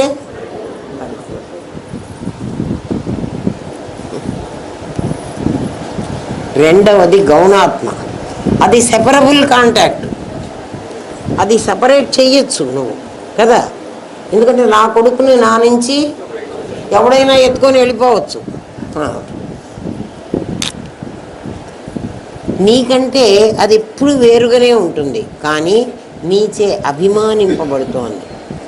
ఇదేమో సపరబుల్ కాకపోయినా నీతో అభిమానించబడుతోంది, అది సపరబుల్ అయి కూడా నీతో అభిమానించబడుతోంది. మరి నీ అభిమానాన్ని దీన్ని అభిమానిస్తున్నావా, దాన్ని అభిమానిస్తున్నావా? ఆలోచించుకో. అభిమానిస్తున్నావు అంటే ఇష్టపడుతున్నావు, దీనికి ఏమొచ్చినా నువ్వు జాగ్రత్తగా. ఎందుకంటే దీన్ని అనకపోయినా అంటారేమోనని ముందే చూడండి, ముందుగానే మీరు అనుకుంటున్నారే అవి. ఎవడికి వాడి బిహేవియర్ అర్థం చేసుకోండి, మీకే తెలుస్తుంది. వాడు అనబోతాడేమోనని ముందే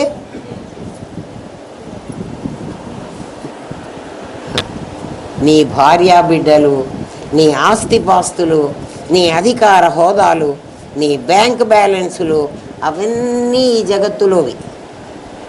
అవి నీతో సపరబుల్ కావు కదా. అయినా నువ్వు వాటినన్నిటినీ అభిమానిస్తున్నావు.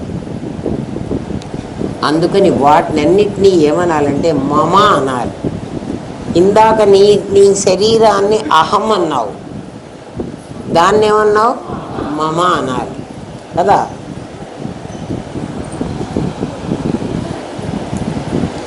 మరణం అంటే మిథ్యాత్మ గౌణాత్మలైన అహం మమలను వదలడమే. నేను చచ్చిపోయినాను అంటే అర్థం ఏమిటి అంటే, ఒక మిథ్యాత్మని ఒక గౌణాత్మని నేను ఎవరెవరిని వదిలాను? నా శరీరాన్ని వదిలేశాను, దీని కదా అభిమానించాను. నా కొడుకుని, నా ఆస్తిని, నా బ్యాంక్ బ్యాలెన్స్ని, నా హోదాని అన్నీ వదిలేశాను. శరీరాన్ని వదిలినప్పుడు నేను అహముని వదిలాను, ఇవన్నీ వదిలినప్పుడు మమ వదిలాను. అహం మమ నేను వదిలేస్తే, ముఖ్యాత్మనైన నేను అహం మమల వదిలేస్తే అది మరణం అంటున్నారు మీరు. అంటే ఇది నా మార్పు. ఏ మార్పు? నేను ఇందులో ఉన్నప్పుడు వీళ్ళందరినీ అభిమానించి దీన్ని అభిమానించాను, వాళ్ళని అభిమానించాను. ఇప్పుడు నేను ఏం వదిలేశానంటే దీన్ని వదిలేశాను, వాళ్ళని అందుకే అంటారు, రే చచ్చిపోయేటప్పుడు మనతో కూడా రాదురా ఈ ధనం, ఈ ధనం మన వెంట రాదు. కొడుకు వస్తాడా? వాడు కూడా రాడు. ఏమవుతుందంటే ధనాని భూమో, నీ డబ్బులన్నీ బ్యాంకులో ఉంటాయి. అయ్యా వాడు చచ్చిపోయినాడు రా నాయన, వాడిని తగలబెట్టడానికే డబ్బులు ఇయ్యరా రవి అంటే వాడు ఇయ్యడు. వాడు డబ్బులేరా అంటే కూడా అమ్మో వాడు చచ్చిపోతే వాడి వారసుడు ఎవడో రావాలి అంటే వాడి మమ రావాలి. వాడి వారసుడు అంటే ఎవడు? వాడికి మమ అని నువ్వు సర్టిఫికెట్ తీసుకురా. ఏమిరా నాయన, లేకపోతే ఇస్తావా? నా డబ్బులే బ్యాంకులో ఉంటాయి కదా. అట్లా ఇయ్యమండి. వాడికి కొంచెం ప్రాణం ఉన్నప్పుడే మీరు మమ్మల్ని పిలిచండి, మేము వస్తాం అక్కడికి వచ్చి కదా. ప్రాణం ఉన్నప్పుడే అంటే ప్రాణం పోతే మమ పోతుందని వాడికి తెలుసు. ఒక్కసారి అవన్నీ మనం ఆలోచిస్తే, అర్థం చేసుకుంటే కదా. ఎంత అవివేకంలో పడున్నామో అది తెలుస్తుందిరా కదా. ఎవడో చెప్పక్కర్లే, ఎవడికి వాడు కూర్చొని ఆలోచించండి, ఇది నిజమా అబద్ధమా. ఊరికినే ఋషులు రాసేశారా. అయితే మరి మాకు ఎందుకు తెలియలేదండి అంటే, గురువు లేకపోతే చచ్చినా తెలియదు. ఇది నిజమే కావచ్చు, కానీ గురువు లేకపోతే తెలియదు. మరి రవి డబ్బులు ఇవ్వనన్నాడు కదండి, మరి వాడికి ఏ గురువు ఉన్నాడంటే, వాడిని ఆ ఉద్యోగంలో పెట్టుకుండే రోజే వాడు ఎవడో చెప్పుంటాడు, ఒరే వాడు చచ్చిపోతుంటే కూడా వాడికి నువ్వు డబ్బులు ఇవ్వకూడదు. వాడే గురువు. ప్రతివాడు ఉద్యోగం చేస్తున్నాడంటే వాడికి ట్రైనింగ్లో ఏదో చెప్పుంటాడు, చెప్పకపోతే వీడే పని చేయడు. గురువు అనేవాడు ఎక్కడా ఉండడురా. మనకు తెలియని దాన్ని ఎవడు చెబుతాడో వాడు గురువు. ఏమ్మా విను. మరణం అంటే మిథ్యాత్మ, గౌణాత్మలైన అహం మమలను వదలడమే. అవి వదిలితే ముఖ్యాత్మ నీవేనని తెలిస్తే కార్యం పోతుందా అంటావు. గొలుసు బంగారమేనని తెలిస్తే దాని విలువ పోతుందా. గొలుసును బంగారం అని తెలుసుకోరా అంటే, గొలుసు అని తెలుసుకుంటానంటావు నువ్వు. గొలుసు అని తెలుసుకోవడం ఎందుకు, కనపడుతూనే ఉంది కదా కదా. జీవజగత్తులు ఆత్మేనని తెలిస్తే వాటి విలువ పెరుగుతుంది. సృష్టించబడిన వీలునామా నిజమేనని తెలిస్తే దాని విలువ అలాగే ఉంటుంది. వీలునామాన్ని సృష్టించిన వీలునామా సృష్టించారనుకో, అది ఎప్పుడైనా దొంగవాడి పెళ్ళాం ఎప్పుడైనా వెధవ ఉండే అంటారు. అదొక సామెత.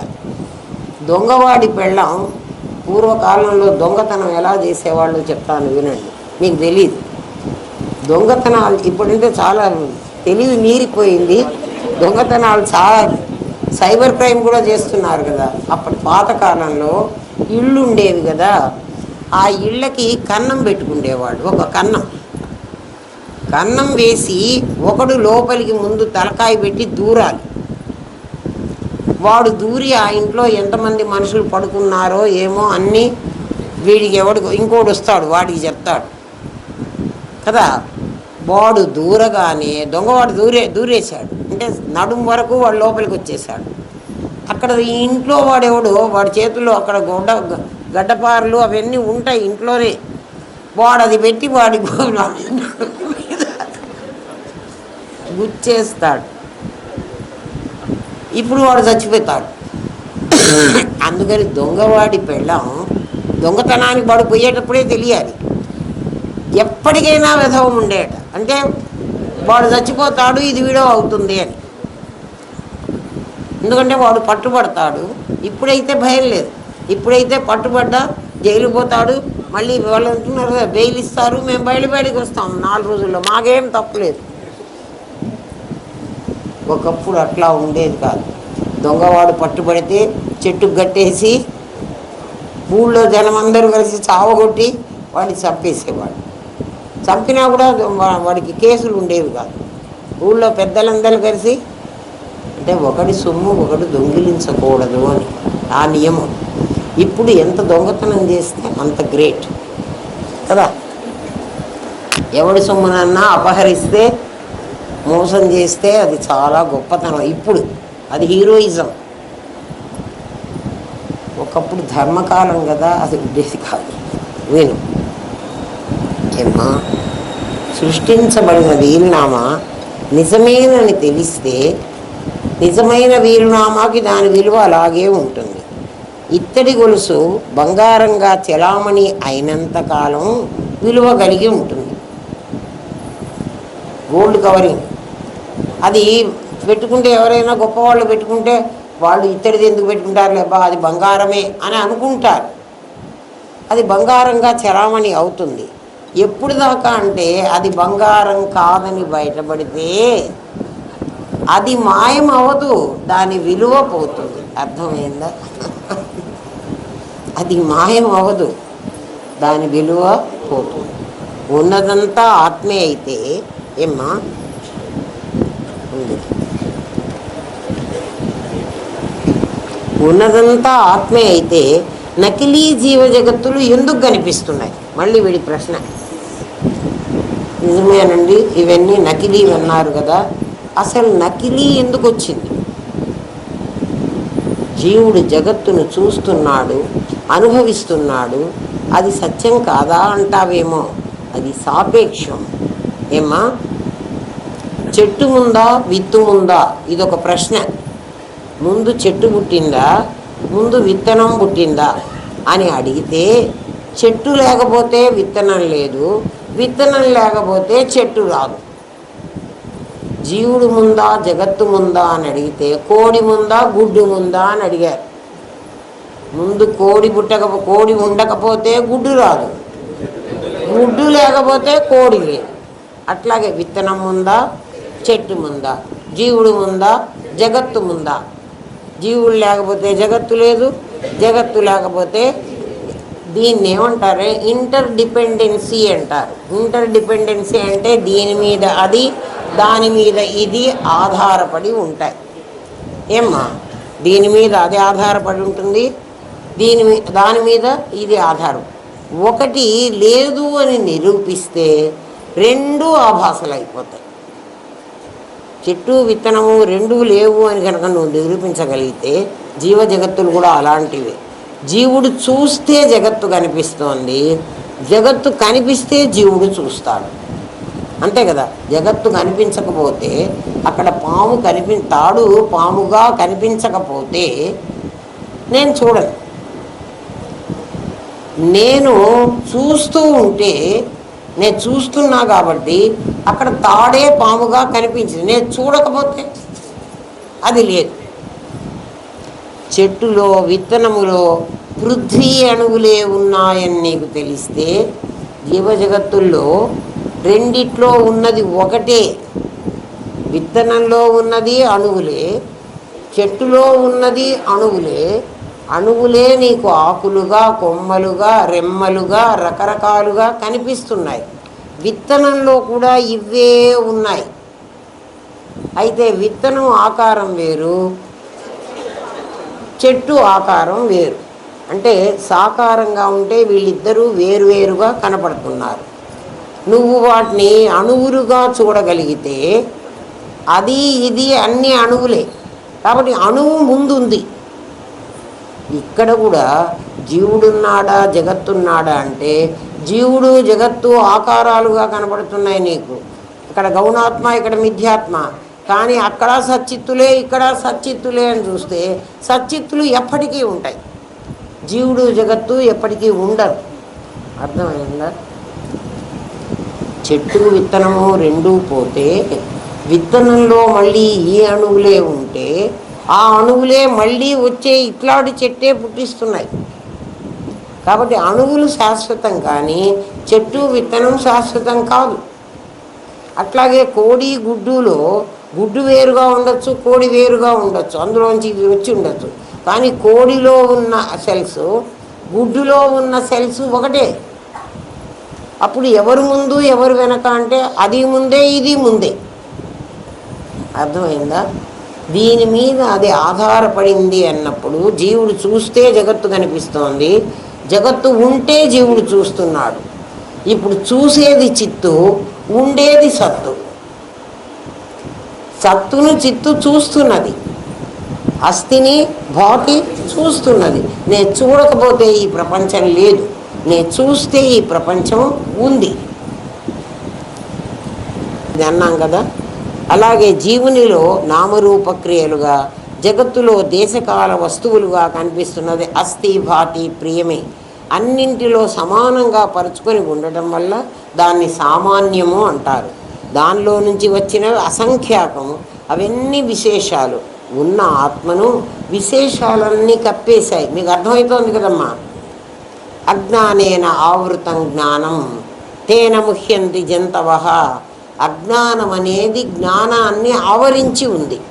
అజ్ఞానం అనేది, అజ్ఞానం అంటే ఈ శరీరం జ్ఞానాన్ని ఆవరించేసిందిట, చుట్టేసిందిట. చాలా జాగ్రత్తగా వినండి. జ్ఞానాన్ని అజ్ఞానం ఆవరించటం వల్ల ప్రాణులకు మోహం కలుగుతోంది అని శాస్త్రం చెప్తోంది. అది నా స్వరూపమే అయితే నేననే జ్ఞానం నాకు ఎందుకు కలగటం లేదు అంటావేమో. ఇక్కడ చూడండి అమ్మా, అజ్ఞానేన ఆవృతం జ్ఞానం తేన ముహ్యంతి జంతవ. దీనికి ఒక ఎక్స్పెరిమెంట్ మీకు తీసుకొచ్చాను, మీకు చూపెడదామని. అజ్ఞానం ఎట్లా జ్ఞానాన్ని ఆవరించింది, జ్ఞానాన్ని అజ్ఞానం ఆవరించింది. మీకు మీకు తెచ్చుకుంటా, ఎందుకంటే మీకు చూపించి చెప్తే తప్ప అర్థం కాదు. దీన్ని పట్టుకాయ అంటారు. పట్టు, దీంట్లో నుంచి ఈ థ్రెడ్ వస్తుందే, ఈ థ్రెడ్డే ఈ పట్టు చీర. జాగ్రత్తగా ఇందులో నుంచి చూడండి. ఇది నేను బెంగళూరు నుంచి తెచ్చుకున్నా. దీని లోపల ఒక పురుగు ఉంటుంది, సిల్క్ వామ్ అంటారు దాన్ని, పట్టు పురుగు చిన్నది. అది దీని లోపల ఉంటుంది. ఆ పురుగు ఏం చేస్తుందంటే బాగా తిని ఆకులు తింటుంది. మల్బరీ ఆకులు మాత్రమే తింటుంది. మల్బరీ చెట్టు మీద ఈ పురుగు ఉంటుంది. ఈ ఆకు తిని తిని తిని మన గొంగళి పురుగు ఎట్లాగైతే ఈ ఆకులన్నీ తింటుందో, ఈ సిల్క్ వాము అన్ని ఆకులు తినదు, అది అన్ని ఆకులు తింటుంది కదా. దీని మీద నోట్లో నుంచి ఒక చొంగ వస్తుంది. లార్వా ప్యూపా దశలు అంటారు. మీరు మీ జువాలజీ వాళ్ళు చెప్తారు. ఆ లైఫ్ సైకిల్లో ఏమంటే 4 దశలు కదా.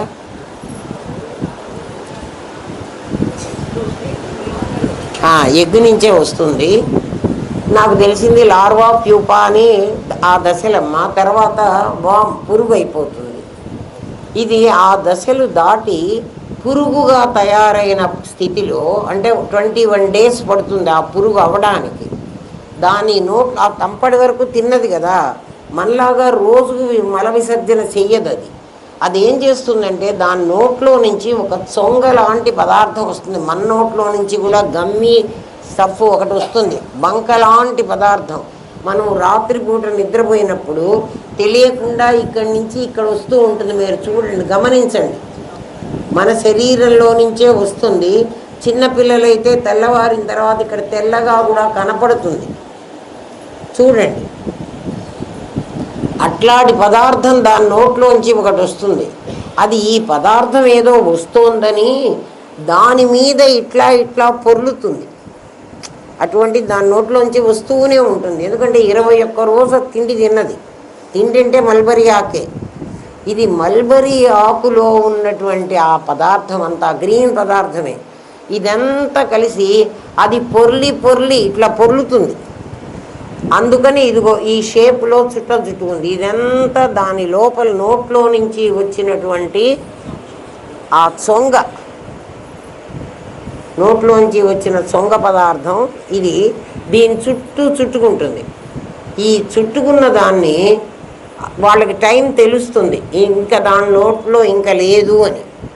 ఆ తెలిసినప్పుడు దీన్నంతా ఆ ఆకు మీద నుంచి తీసి, ఇదిగో లోపల ఉంది పురుగు, మీకు దగ్గరికి పంపిస్తా, కావాలంటే చూసి మళ్ళీ నాకు ఇచ్చేయండి ఏమ్మా. ఇది ఈ లోపల ఉండి ఇదంతా చుట్టుకుంది కదా. ఈ కాయ, దీన్ని కాయ అంటారు, పట్టు కాయ అంటారు. ఇది కాయ కాదు, ఇది ఒక జీవి. దీన్ని అన్నీ తీసి సలసల కాగుతున్న నీళ్ళల్లో పడేస్తారు.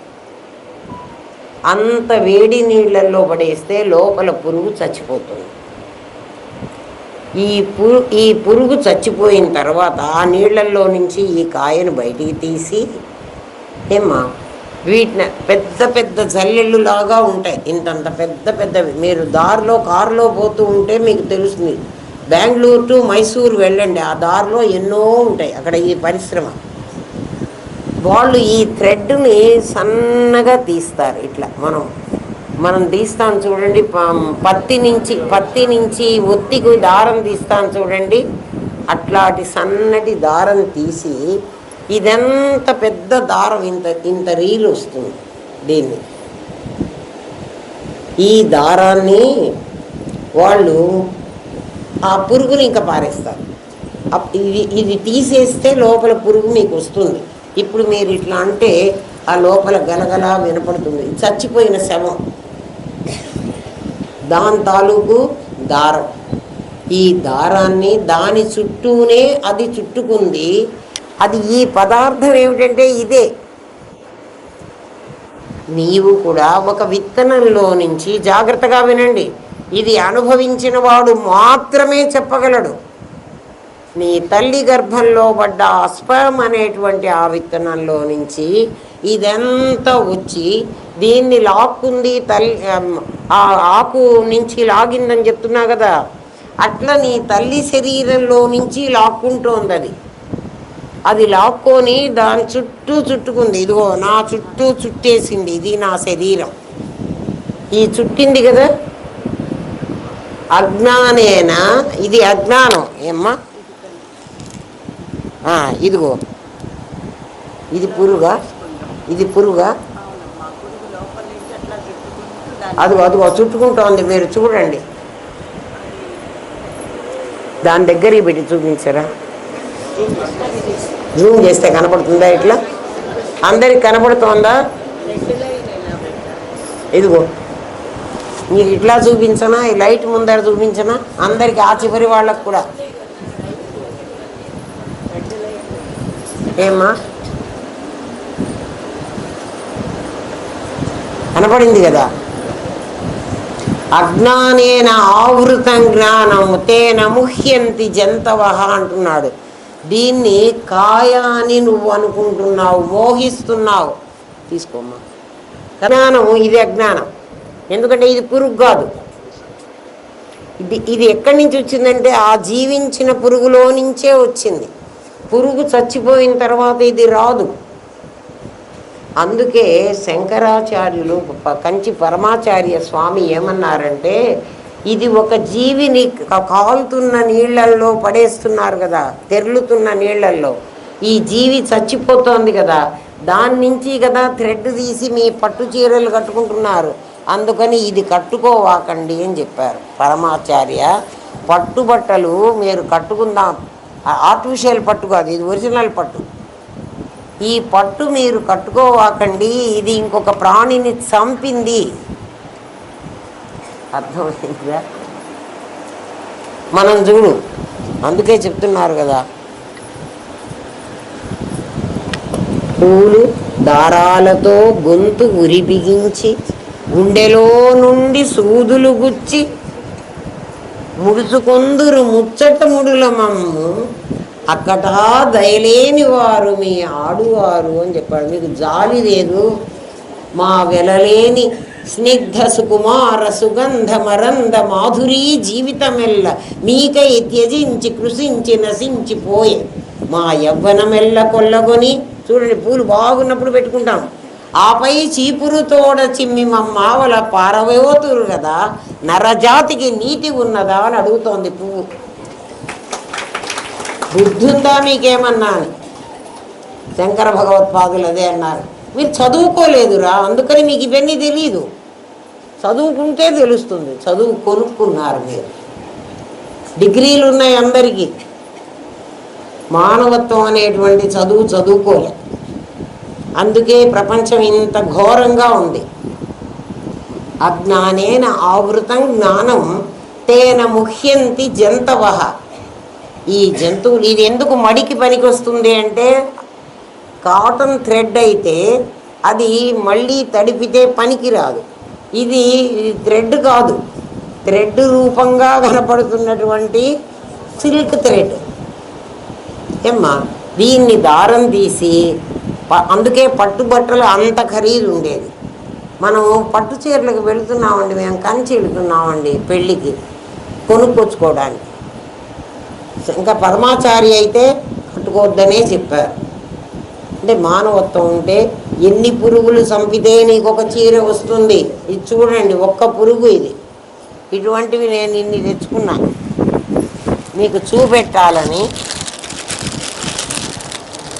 ఇదిగో ఇవన్నీ అవే.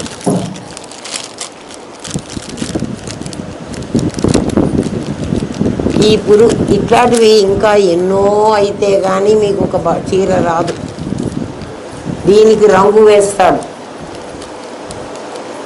రంగు వేసి మగ్గం మీద బట్టలు వేస్తాడు. దీని లోపల పురుగు ఎలాగైతే తన చుట్టూ తిప్పుకుందో ఆ లోపల చిత్ అనేటువంటి ఒక చైతన్యం, ప్రజ్ఞానం, బ్రహ్మ, అది చావదు, ఇది చస్తుంది కదా. చీర నేస్తే ఏది పోతోంది? ఈ థ్రెడ్ పోతోంది. ఆ పురుగు అందులో బతికున్నప్పుడు అక్కడే ఉంది, చచ్చిపోయినా అక్కడే ఉంటుంది. అది చిత్. ఆ చిత్తు ఈ సత్తుని తను చుట్టుకుని ఇదిగో బయటికి వచ్చింది.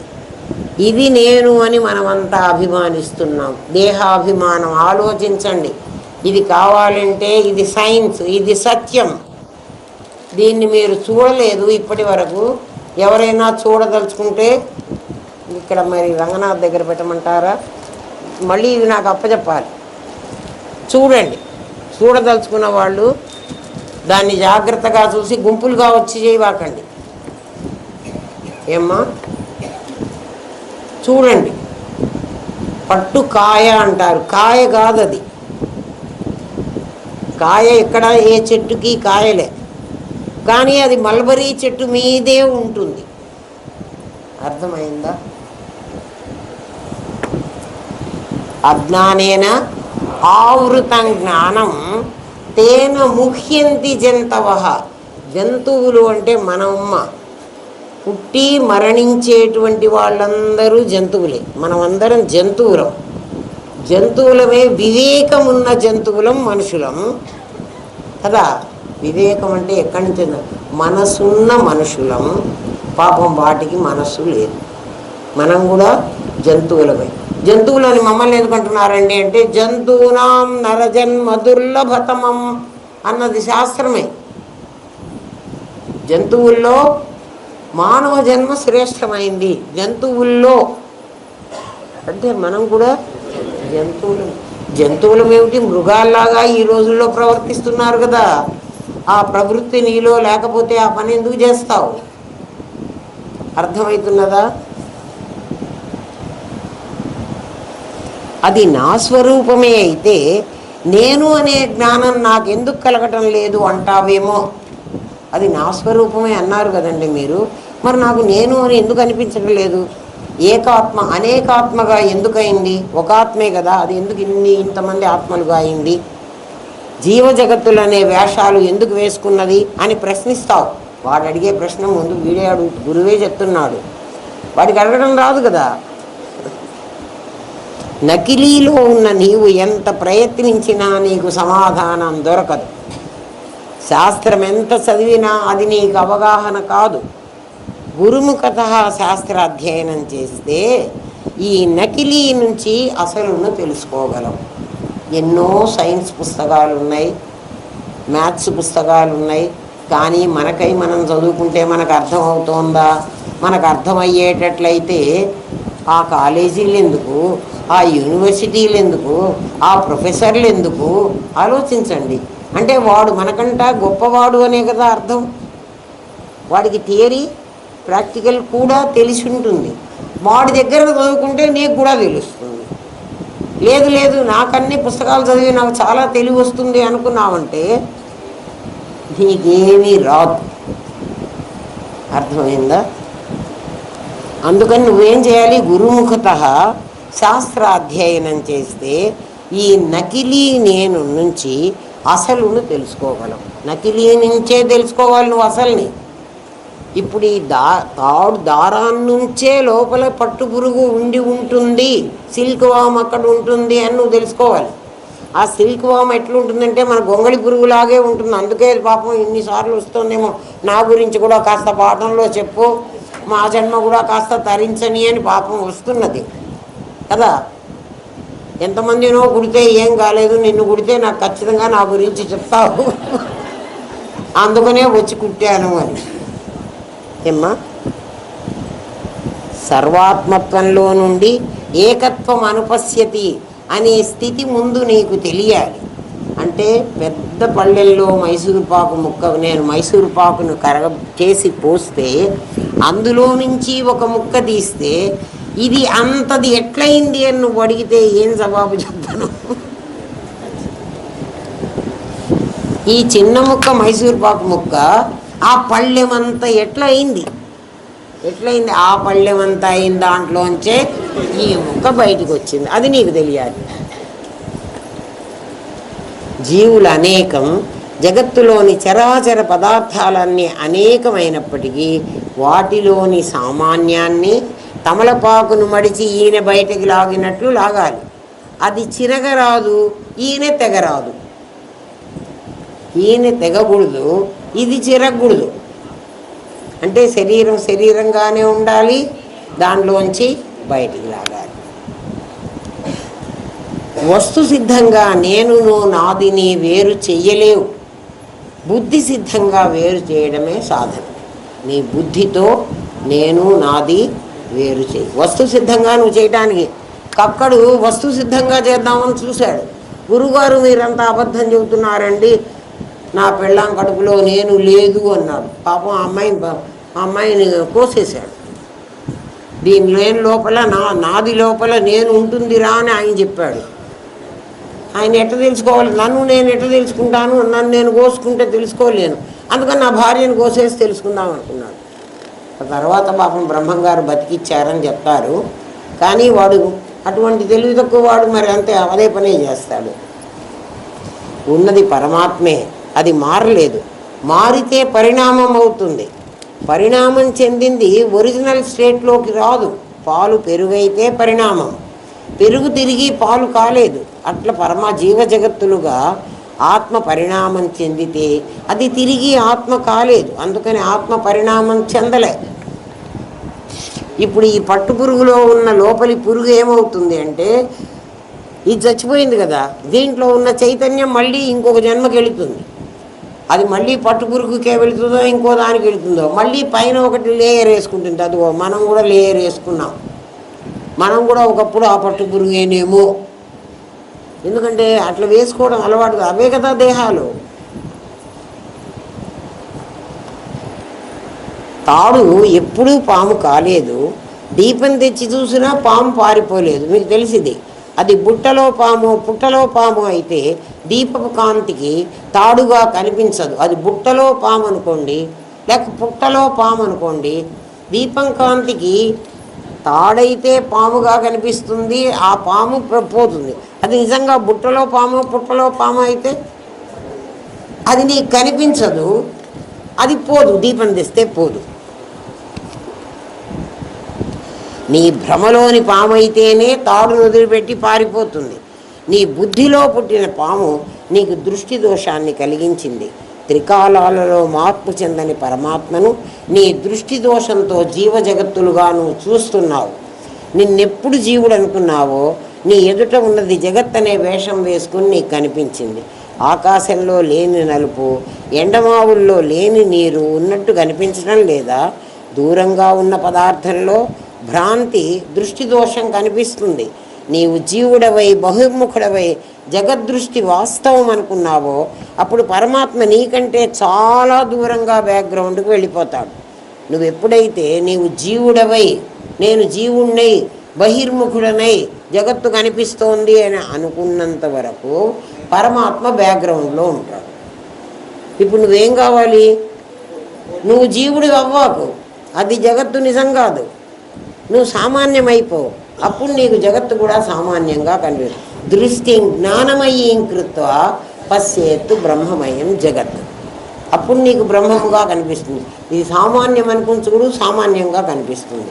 అది విశేషం అనుకుని చూడక్కర్లే, విశేషం కనపడుతూనే ఉంటుంది. ఎప్పుడు పరమాత్మను పైవాడుగా అనుకున్నావో ఉపరవాల భ్రాంతి, జీవభ్రాంతి, జగద్భ్రాంతి కలిగింది. అందుకని వైకుంఠంలోనో కైలాసంలోనో పరమాత్మ ఉన్నాడనే నమ్మకం దృఢమయ్యే కొద్దీ వాణ్ణి చేరే సాధన నీకు తెలియబడదు. ఎందుకంటే నువ్వు వాడిని రాంగ్ లొకేషన్లో పెట్టావు. రైట్ లొకేషన్లో పెడితే నీ కారు నువ్వు తీసుకుపోగలవు, ఇప్పుడు కాకపోతే ఇంకా కాసేపు అయినా. కానీ ఎక్కడో రాంగ్ లొకేషన్లో పెడితే ఏమవుతుంది? వాడిని వైకుంఠంలో కైలాసంలో పెట్టావు. వైకుంఠం కైలాసం అసలు లేవు, నువ్వు అక్కడ పెట్టావు వాడిని. వాడు ఇక్కడున్నాడు, అక్కడ వెతుకుతున్నావు. ఎట్లా దొరుకుతాడు? దొరకడు. నీవు వేసుకున్న దేహ తాదాత్మ్యం అనే బందిఖానాలో నిన్ను నీవే బంధించుకున్నావు.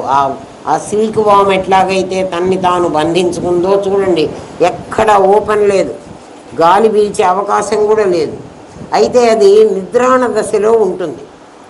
అప్పుడే ఈ నోట్లోంచి మనకు కూడా నిద్రపోయినప్పుడే సొంగ వస్తుంది చూడండి. అది నిద్రపోతూ ఇదంతా చుట్టుకుంది. పొర్లి నిద్రలో మనం పొర్లుతాం, గుర్తుందా? మనం ఎందుకు పొర్లుతున్నామో తెలుసునా? నిద్రలో పడుకున్న వాళ్ళం పడుకున్నట్టు పడుకోవచ్చు కదా. ఎందుకు పొర్లుతున్నామని, పొరలకపోతే రక్త ప్రసరణ జరగదురా. రక్త ప్రసరణ జరగాలంటే మనకు తెలియకుండానే మనం నిద్రలో పొరలాలి. ఎందుకు పొర్లుతున్నామో కూడా తెలియదు, కానీ పొర్లుతూనే ఉన్నాం. ఏమి కర్మం పట్టిందిరా. కారణం ఏమిటంటే మనం చదువుకుంటే సైన్స్లో ఈ మాట చెప్తారు. సైన్స్ మాస్టర్ గారిని అడగండి, నిద్రలో ఎందుకు మనం పొర్లుతున్నాము? మనం పొర్లుతున్నట్టు మనకు తెలియదు, కానీ మనం కదలకపోతే రక్త ప్రసరణ జరగదు, గడ్డగట్టిపోతాం, చచ్చి ఊరుకుంటాం. నిద్రలో కదలకుండా ఉన్నవాడు ఎవడన్నా ఉంటే వాడు చచ్చాడు అని అర్థం. ఏమ్మా, పట్టుపురుగు తన సొంగతో ఏమ్మా దారం చుట్టుకుని ఎవరో బంధించారని కేకలు పెట్టడం వంటిదే నీవు పరమాత్మను ఉద్దేశించి భజన చేయటం. ఆ పట్టుపురుగు దాని లోపల కూర్చొని కదా నన్నెవరో కట్టేశారు అని ఏడుస్తోందిట. నువ్వు కూడా చేతులు కొట్టుకొని భజనలు చేస్తున్నావు. కట్టుకున్న సంగతి నీకు అర్థం కాలే. బంధం నీవా వేసుకుంది, వాడెవడో వేశాడా? దేవుడెవడో నీకు కర్మ అంటగట్టాడా? నిన్ను కష్టాలు వాడు పెడుతున్నాడా? అందరూ ఆ దేవుడు ఎంత పాపిష్టి ఉండకూడకమ్మా, నాకు అన్ని కష్టాలు పెట్టాడని వాడిని తిట్టలేక చస్తున్నారు. మా గురువు గారు చూడమంటారు, ఎవరైనా చచ్చిపోయిన చోటికి మమ్మల్ని పంపించి వాళ్ళందరూ ఏమనుకుంటున్నారో విని వచ్చి మళ్ళీ చెప్పమంటారు. ఆయన రారు మాతో. అంటే ఆయన రావాల్సిన అవసరం ఏముంది? మమ్మల్ని పంపిస్తారు. వాళ్ళు తిడుతున్నారు, పాపిష్టి దేవుడమ్మా, ఎత్తుకుపోయినాడమ్మా. వీడిని ఎత్తుకుపోయి వాడు ఏం చేస్తాడు? పైగా పాపిష్టి దేవుడు అట, వీడుంటే చూడలేకపోయినాడు కదా. ఏమ్మా, భజన చేయడం అదిట అభ్యాసం వైరాగ్యం అనే 2 రెక్కలు సంపాదించుకొని ప్యూపాదశ నుండి ఏమ్మా బంధనాలు ఛేదించుకొని నీకు నీవే బయటపడు. ఆ పురుగుని ఆ 21 days తర్వాత ఎందుకు నువ్వు తెరలే నీళ్ళల్లో వేస్తారంటే 21 days దాటితే అది నిద్రలేస్తుంది. అది నిద్ర లేచిందంటే దీన్ని తెంపుకుని బయటకు వచ్చేస్తుంది. అది తెంపుకుని బయటకు వస్తే ఈ థ్రెడ్ అంతా ముక్కలైపోతాయి. అందుకని వాడు 21వ రోజు అయ్యే లోపల ఆ 21 days పొరపాటుగా ఏమైనా ఉన్నా అంటే అది ఎగిరిపోతుంది. అప్పుడు అదెంత దారం అంతా తెగుతుంది, ముక్కలైపోతుంది. ఇంకా ఆ దారం నీకు పనికిరాదు. అందుకని వాడు 21 వరకు ఎందుకంటే 20వ రోజునే వేయచ్చు కదా అంటే ఇంకా కాస్త దారం వస్తుంది వాడేసేవాడికి కదా. నేను వెళ్ళి చూసి వచ్చానురా, అవన్నీ కనుక్కొని వచ్చాను. ప్యూపాదశ నుండి బంధనాలు ఛేదించుకుని నీకు నీవే బయటపడు. అప్పుడు జీవజగత్తులనే నకిలీ ఆత్మ నీ విభూతిగా, నీ నీడగా మారి కనిపిస్తుంది. నిన్ననే చెప్పా కదా, ఏ వస్తువును పెడితే లైట్ ముందర ఆ వస్తువు తాలూకు నీడ పడుతుంది. ఆ నీడ నీ శరీరం, ఆ లైటు నీ లోపల ఉన్న నేను. ఆ నేను ఎట్లా ఉందో ఇది అట్లాగే ఉంటుంది. ఇప్పుడు నేను ఎట్లా ఉంది అని మీరు చెప్పండి. ఈ నేను ఎట్లుందో ఆ నేను అట్లే ఉంటుంది, ఎందుకంటే దాని నీడ కదా ఇది ఆభాస చేసుకో. అప్పుడు జీవజగత్తులో నీకు నీడను చూసి నువ్వు ఎట్లా భయపడవో, నీడ కనపడుతున్నా నీకు ఎట్లా తప్పనిపించదో. నీడ నా వెంట వస్తుంటే ఇంకో దొంగవాడు నడిచేస్తున్నాడు అని భయపడతానా? ఏమనుకుంటాను? అది నా నీడే, ఇది నీ నీడే అనుకున్నప్పుడు జీవజగత్తులు కనిపించినా నిన్నేం చెయ్యలు. నువ్వు గౌణాత్మగా కనిపిస్తే వాడు చెడ్డవాడో వాడు మంచివాడో నాకు అపకారం చేస్తాడు నీకని. ఇప్పుడు ఆత్మ తెలిసిన వాడికి జీవ జగత్తులు ఉంటాయా పోతాయా అంటే ఇప్పుడు అర్థమైందా? ఓం తత్సత్. స్వస్తి ప్రజాభ్య పరిపాలయంతాం న్యాయేన మార్గేణ మహిన్మహేష. ఓ బ్రాహ్మణేభ్య శుభమస్తు. నిత్యం లోకా సమస్తా సుఖినో భవంతు. ఓం పూర్ణమదః పూర్ణమిదం పూర్ణాత్ పూర్ణముదచ్యతే పూర్ణస్య పూర్ణమాదాయ పూర్ణమేవావశిష్యతే. ఓం శాంతి శాంతి శాంతి. ఓం నమో బ్రహ్మాదిభ్యో బ్రహ్మ విద్యా సాంప్రదాయ కర్తృభ్యో వంశ ఋషిభ్యో గురుభ్యో నమో మహభ్యః. సర్వోపద్రవరహిత ప్రజ్ఞానఘనః ప్రత్యగర్భో బ్రహ్మైవాహమస్మి బ్రహ్మైవాహమస్మి బ్రహ్మైవాహమస్మి. నాయన పాఠం అందరికీ అర్థమవుతున్నదా? అర్థమైనట్లు అనుకుంటున్నారా? అర్థమైతే ఒక్కసారి చెయ్యొద్దండి. నువ్వు అందరికీ అర్థమవుతుంది. వెరీ గుడ్, చాలా సంతోషంగా. కాబట్టి నేను పడ్డ కష్టం ఏమీ వృధా కాలే.